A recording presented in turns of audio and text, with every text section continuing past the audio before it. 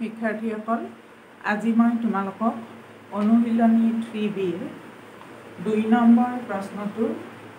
কেইটামান অংক কৰি দিম। ইয়াৰ আগৰ ক্লাছত ইতিমধ্যে 1 নম্বৰ প্ৰশ্নটো আৰু 2 নম্বৰ প্ৰশ্নটোৰ কেইটামান অংক মই তোমালোকক কৰি দিছোঁ। এতিয়া আজি মই 2ৰ 5ৰ পৰা কৰিবলৈ আৰম্ভ কৰিছোঁ। এতিয়া ইয়াত চোৱা 5 নম্বৰ অংকটোত কি হৈছে, বাওঁফালেও চলক ৰাখি আছে, ধ্ৰুৱক ৰাখি আছে, সোঁফালেও চলক আৰু ধ্ৰুৱক দুইটা আছে। আৰু এই 3টোৰে এই বন্ধনীৰ ভিতৰত থকা ৰাশি দুটাক পূৰণ কৰিব লাগিব। গতিকে 3 × 2 মানে 6, xটো থাকিব, এই প্লাছ চিনটো এইটো 3 × 3 9 ইজ ইকুৱেল টু একেদৰে এইটো 2 × x 2x, এই মাইনাছ চিনটো এইটো 2 × 7 14 আৰু এই প্লাছটো আছে। এতিয়া আমি চলক ৰাশিটো সমান চিনৰ সোঁফালৰ পৰা বাওঁফাললৈ আনি লওঁ। +9 এইবাৰ ঠিকে লিখিলোঁ। ইয়াত এইফালে 2টো গুচি আহিলে, প্লাছ আছিল সমান চিনৰ সোঁফালে, বাওঁফালে অহাৰ বাবে মাইনাছ হ'ল। তাৰপিছত থাকিল -14 + 2। এইবাৰ 6x - 2x is equal to +9টো সমান চিনৰ সোঁফালে লৈ যাম, -14 + 2 -9 হ'ব। সমান চিনৰ বাওঁফালে +9 আছিল, সোঁফালে নিলে -9 হ'ব। তাৰপিছত এতিয়া 6x - 2x 4x is equal to -14 - 9 -23 + 2। এই দুটা কেনেকৈ যোগ কৰিলোঁ আমি এবাৰ মনত পেলাই দিছোঁ। ইতিমধ্যে অখণ্ড সংখ্যাত আমি কৰিছিলোঁৱেই -4 আৰু -9 যে কি হয়, -14 আৰু -9 -14 + -9 বুলি লিখিব পাৰোঁ, কাৰণ বন্ধনীৰ আগত যদি প্লাছ চিন থাকে তেতিয়া বন্ধনীটোৰ যেতিয়া আমি ভাঙি দিলে বন্ধনীৰ ভিতৰৰ ৰাশিটোৰ চিনৰ কোনো পৰিৱৰ্তন নহয়। তাৰমানে -9 আছে, এইটো -9 থাকিব। এতিয়া অখণ্ড সংখ্যাৰ যোগত আমি পঢ়িছিলোঁ যে দুটা একে চিনযুক্ত ৰাশি যোগ কৰিলে ইয়াত -14 আৰু -9 দুইটাই ঋণাত্মক ৰাশি। দুটা একে চিনযুক্ত ৰাশি যোগ কৰিলে কি কৰিব লাগে, প্ৰথমতে পৰম মান দুটাৰ যোগফল ল'ব লাগে। -14ৰ পৰম মান 14, -9ৰ পৰম মান 9, যোগফল উলিয়ালোঁ। তাৰপিছত সংখ্যা দুটাৰ আগত থকা চিনটো দিব লাগে। ইয়াত মাইনাছ চিন আছে, দুইটাৰ আগত মাইনাছ চিন দিছোঁ, -23। ইয়াত আমি মুখে মুখে কৰিছোঁ। তোমালোকে যদি অসুবিধা পোৱা এনেকৈ কাষত কৰি ল'বা আৰু মুখে মুখে পাৰিলে এনেকৈ কৰিলেই হ'ল। তাৰপিছত একেদৰে 4x ইজ ইকুৱেল টু এটা ঋণাত্মক ৰাশি -23 আৰু কি হয় +2টো ধনাত্মক ৰাশি -23 ঋণাত্মক ৰাশি। এটা ধনাত্মক আৰু এটা ঋণাত্মক ৰাশিৰ ক্ষেত্ৰত আমি কি কৰিছিলোঁ, ৰাশি দুটাৰ পৰম মানৰ পাৰ্থক্য 23ৰ পৰম মান 23 - 2ৰ পৰম মান 2 পাৰ্থক্য উলিয়ালোঁ। তাৰপিছত ডাঙৰ পৰম মানযুক্ত ৰাশিটোৰ আগত থকা চিনটো দিব লাগে। ডাঙৰ পৰম মানযুক্ত ৰাশি 23, তাৰ আগত থকা চিন মাইনাছটো দিলোঁ, গতিকে -21 হ'ব। একেদৰে এতিয়া আমি কি কৰিব লাগিব, আমাৰ উদ্দেশ্য xৰ মান উলিয়াব লাগিব। এতিয়া xৰ লগত সমান চিনৰ বাওঁফালে x4টো পূৰণ হৈ আছে, গতিকে সোঁফালে নিলে হৰণ হ'ব, মানে -21/4 হ'ব। এতিয়া এইটোক লঘিষ্ঠ আকাৰলৈ নিব নোৱাৰি, লঘিষ্ঠ আকাৰতেই আছে। গতিকে এতেকে নিৰ্ণেয় বীজ কিমান হ'ব, -21/4 4 এইটো হ'ব নিৰ্ণয় বীজ তাৰ পিছত আমি নেক্সট আৰু এটা অংক কৰিছো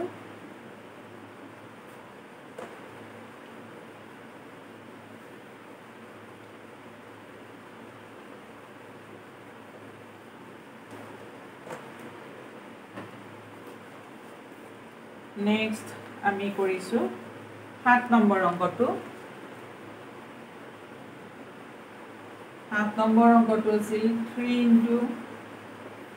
x plus 3 minus 2 into x minus 1 is equal to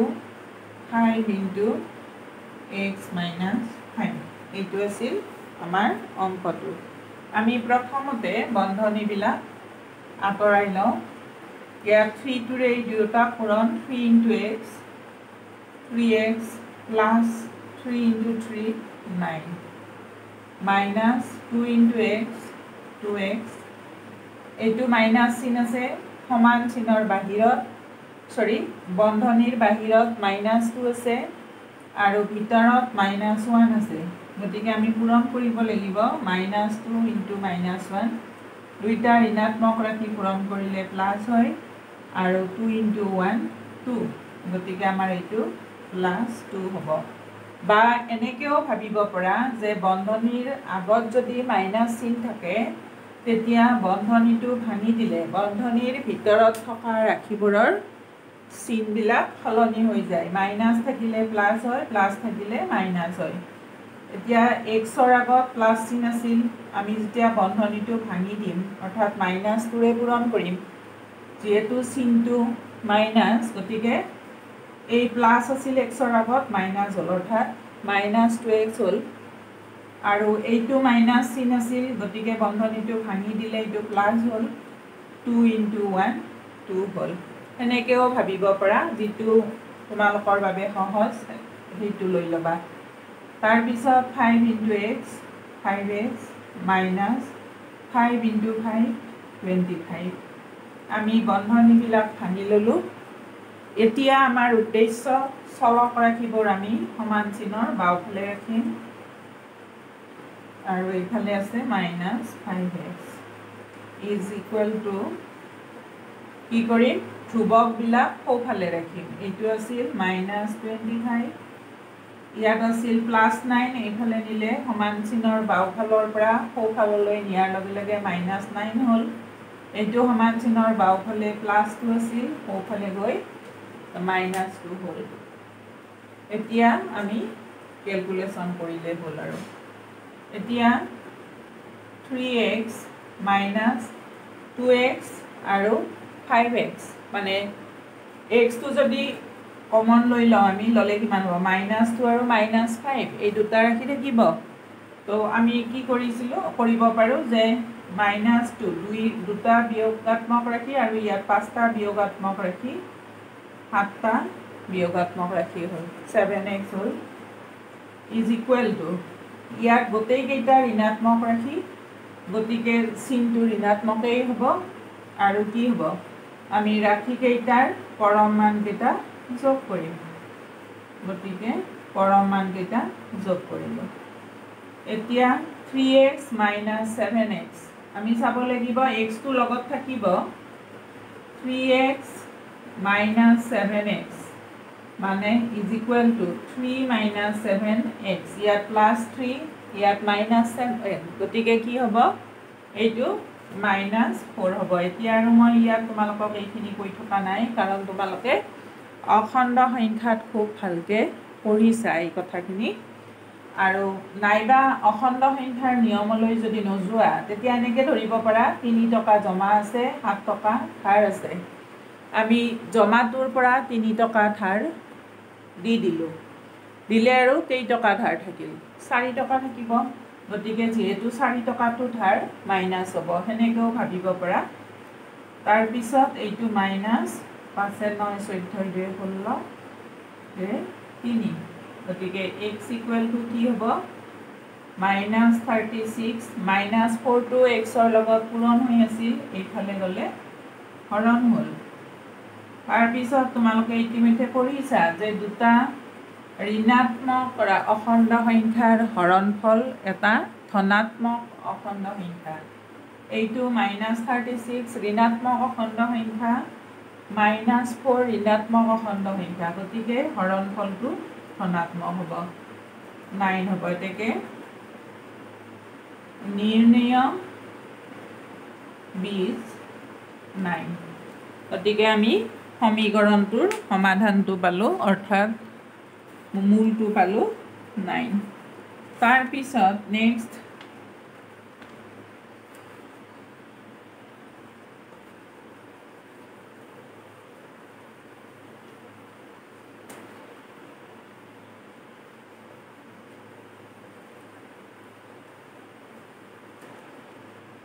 আমি কি কৰিম 8 নম্বৰ অংকটো কৰিম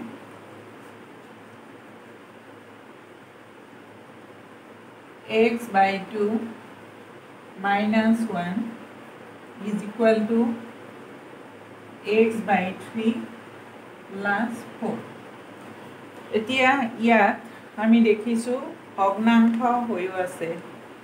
গতিকে আমি এটা কাম কৰোঁ প্ৰথমতে আগৰ দৰে চলকবোৰ বাওঁফালে আনো ধ্ৰুৱকবোৰ সোঁফালে নিওঁ x/2 minus x/3 কাৰণ সমান চিনৰ সোঁফালে একো চিন নাই মানে x/3 ৰ আগত প্লাছ চিন আছে বাওঁফালে আহিলে মাইনাছ এইটো +4 এইটো -1 আছিল সমান চিনৰ বাওঁফালে সোঁফালে গ'লে +1 এতিয়া 2 আৰু 3 ৰ লসাগু কিমান 6 গতিকে কাৰণ 2 আৰু 3 পৰস্পৰ মৌলিক সংখ্যা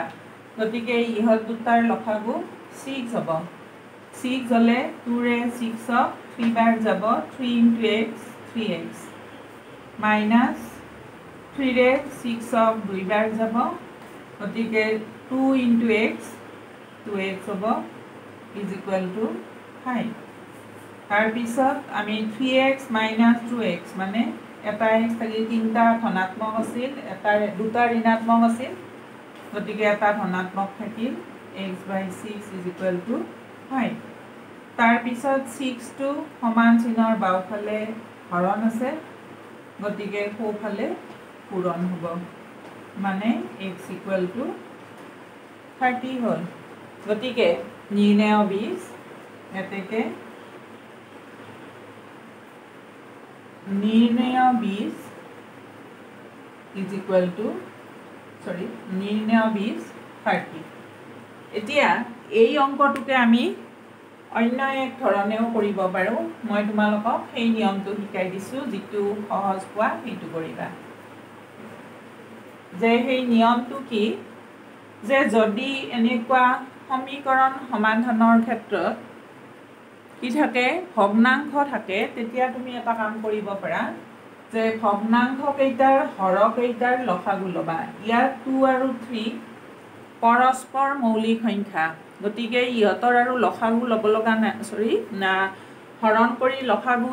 উলিয়াব লগা নাই যিহেতু 2 আৰু 3 পৰস্পৰ মৌলিক সংখ্যা আমি জানো পৰস্পৰ মৌলিক সংখ্যাৰ লসাগু সংখ্যা দুটাৰ পূৰণফল গতিকে 2 আৰু 3 লসাগু সমান 2 × 3 ইজ ইকুৱেল টু 6 হ'ব এই লসাগুটোৰে প্ৰথমতে সমীকৰণটোৰ গোটেইবিলাক ৰাশিকে পূৰণ কৰি দিয়া 6 × x/2 minus 6 × 1 is equal to 6 × x/3 plus 6 × 4 তাৰ মানে আমি কি কৰিলোঁ প্ৰত্যেকটো ৰাশিকে এই হৰ দুটাৰ লসাগুৰে পূৰণ কৰিলোঁ কৰিলে এতিয়া চোৱা ইয়াত 1 2 ৰে এইটো 3 বাৰ যাব 3 ৰে একবাৰ ইয়াত 2 বাৰ যাব এতিয়া চোৱা হৰত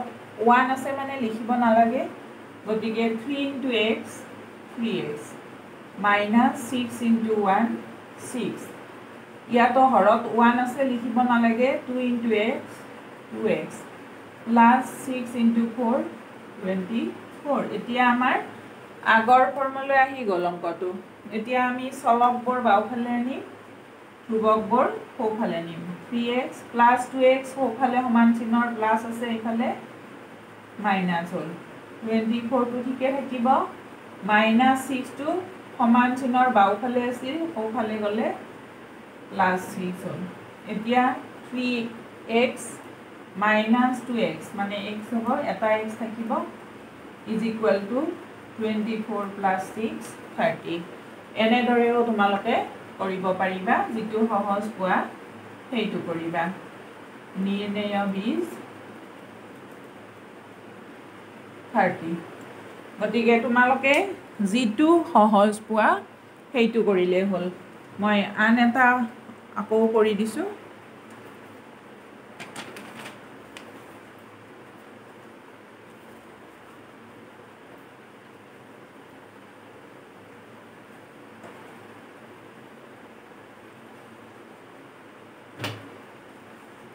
দুই 10 নম্বৰ প্ৰশ্নটো কৰি দিব বিচাৰিছো মই 2 10 p minus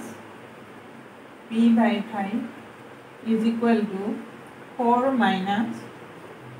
p by 3 আমাক এইটো দিয়া আছে এতিয়া আমি কি কৰিম যে প্ৰথমতে আমি চলকবোৰ বাওঁফালে আনিম p minus p by 5 আৰু minus p by 3 sorry এটো সমান চিনৰ সোঁফালে মাইনাস আছিল বাওঁফালে আহিলে প্লাস হ'ব is equal to 4 এতিয়া 5 আৰু 3 লসাগু 15 কাৰণ 5 আৰু 3 পৰস্পৰ মৌলিক সংখ্যাৰ লসাগু সংখ্যা দুটাৰ পূৰণফল এতিয়া p তলত একো নাই মানে 1 আছে 1 এৰে 15 হৰণ কৰিলে 15 হ'ব p টো পূৰণ হ'ব 15p হল 5 এৰে 15 3 বাৰ যায় 3 ৰে p পূৰণ কৰিলে -3p এ প্লাস চিনটো থাকিল 15 ক 3 ৰে ডিভাইড কৰিলে 5 হ'ব 5 * p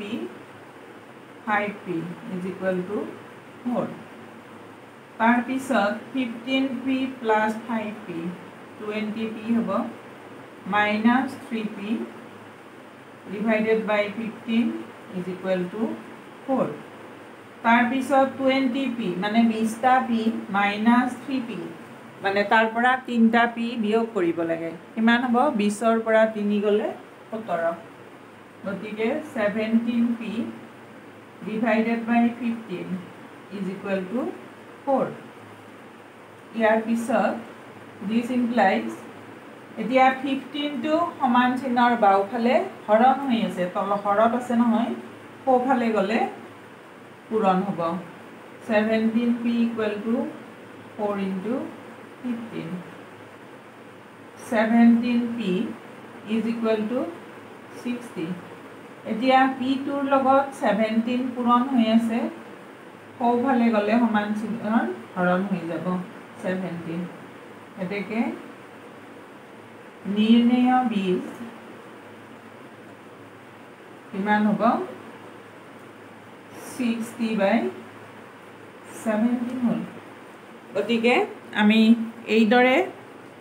কি কৰিব পাৰো সমাধান কৰিব পাৰো এইটো আগৰ অংকটোৰ দৰে আমি অন্য নিয়মটোৰে এবাৰ কৰি দিছো তোমালোকে চাই লবা যিটো সহজ পোৱা সেইটোৱে কৰিবা ইয়াত কি হ'ব চোৱা 5 আৰু 3 লসাগু সমান 5 into 3 is equal to 15 গতিকে আমি 15 এৰে পূৰণ কৰিম গোটেই কেইটা ৰাখি 15 into p minus 15 into p by 5 equal to 15 into 4 minus 15 into p by 3 আটাই কেইটা ৰাখিকে 15 এৰে অৰ্থাৎ হৰ দুটাৰ লসাগুৰে পূৰণ কৰিলো কৰিলে এইটো একবাৰ এইটো 3 এইটো একবাৰ এইটো 5 কৰিলে কিমান হ'ব 15p minus 3p is equal to 60 minus 5p এতিয়া আমি চলক ৰাখি কেইটা বাওফালে আনো -3p এইটো -5p সমান চিনৰ সোঁফালে আছিল বাওফালে আহিলে +5p হ'ল আৰু 60 টিকে থাকিল এতিয়া 15p + 5p 15টা আৰু 5টা যোগ কৰিলে 20p -3p = 16 কি পালো 20p - 3p = 60 এতিয়া 20p 20 - 3 মানে 17p হ'ব = 60 এতিয়া 17 টো p ৰ লগত পূৰণ হৈ আছে সমান চিনৰ বাওফালে সোঁফালে গ'লে হৰণ হ'ব গতিকে আমি p ৰ মান পালো 60/17 এতেকে নিৰ্ণয় বীজ কি হ'ব 60/17 গতিকে তোমালোকে এইদৰে সমীকৰণবোৰ সমাধান কৰিবা প্ৰথমতে PDF ফাইলটোৰ পৰা ভালদৰে লিখি ল'বা তাৰ পিছত ভিডিঅ'খিনি চাই পেলাই অংকবোৰ বুজি ল'বা ধন্যবাদ